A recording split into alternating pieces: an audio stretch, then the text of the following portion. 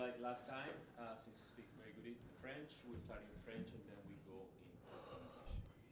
Dommage Daniel, on sait que Nick joue très bien en ce moment. Est-ce qu'il y a quelque chose qui t'a surpris en particulier aujourd'hui? Non, pas forcément, mais il a très bien joué, ça c'est sûr.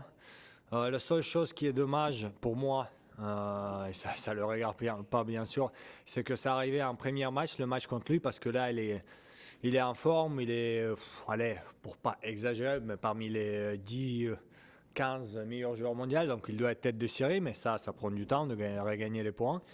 Il va être bientôt, donc c'est dommage d'avoir une joueur comme ça dans le premier tour, parce que pour moi c'est le premier match.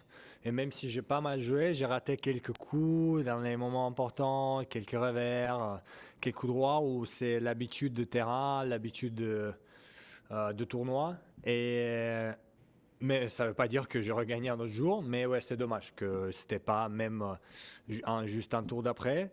Et lui, par contre, il a bien joué. Et donc ouais, c'est vraiment dommage. Je déteste perdre, mais parfois tu perds et il faut aller à Cincinnati et essayer de jouer bien là-bas. Merci, Daniel, d'être là aujourd'hui. Comment te sentais-tu physiquement, mentalement, surtout après la semaine que tu venais de connaître au Mexique? Physiquement, plutôt pas mal, je trouve. Je trouve que j'ai couru pas mal. Mon réaction était plutôt là. Mentalement aussi, encore une fois, il y avait vraiment, si on n'a pas encore discuté avec mon entraîneur, il y a des petites choses dans le match où bien sûr en 0 de balle de break.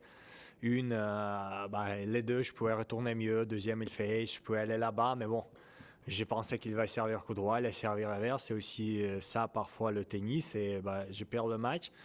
Donc je me sentais plutôt pas mal et c'est vraiment cette habitude de tournoi. Je trouve que contre beaucoup de joueurs, je pouvais, on va dire gagner.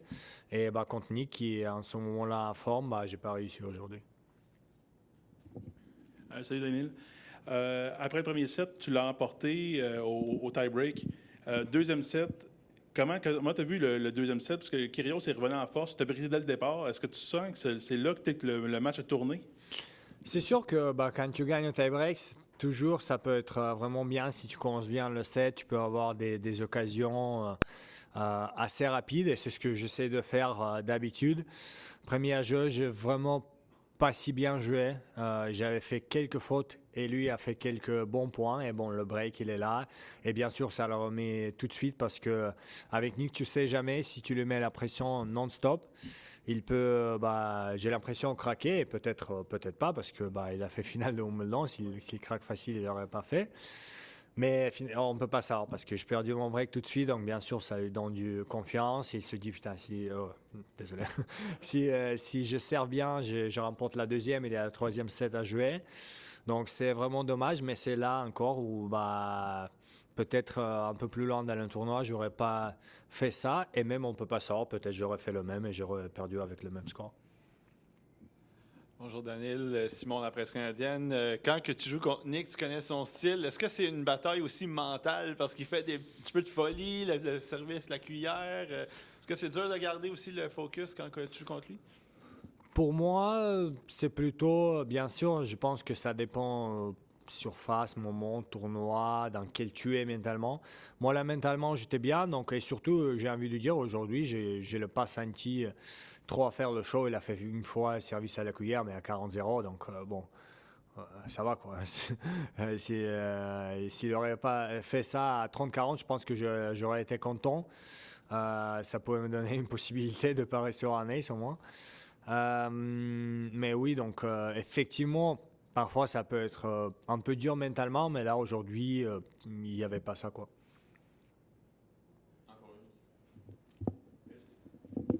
Est-ce que tu as senti que la foule était rangée plus de son côté que du tien ou c'était plus partagé? J'ai senti que c'était plus du côté de Nick, mais comment tu as senti ça, toi, de ton côté? Déjà, il y avait quand même des deux côtés, je trouve. Peut-être effectivement un petit peu pour lui, mais j'ai envie de dire c'est aussi le sentiment que tu as quand tu perds le match. Parce que quand tu perds le match, le dernier truc que tu vois, c'est que la public était pour lui. Et bon, donc peut-être c'est aussi ça. Sinon, non, honnêtement, il y avait pour moi aussi, surtout quand je remporte le tie-break. Ouais, donc je trouve que c'était plutôt 50-50 quand même.